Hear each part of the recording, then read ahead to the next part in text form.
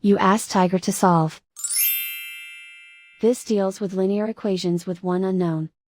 The final result is x equals 7. Let's solve it step by step. Simplify the expression. Group like terms. Simplify the arithmetic. Group all constants on the right side of the equation. Add 30 to both sides.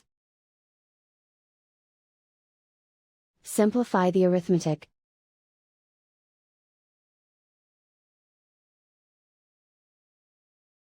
Isolate the x. Divide both sides by 30. Simplify the fraction.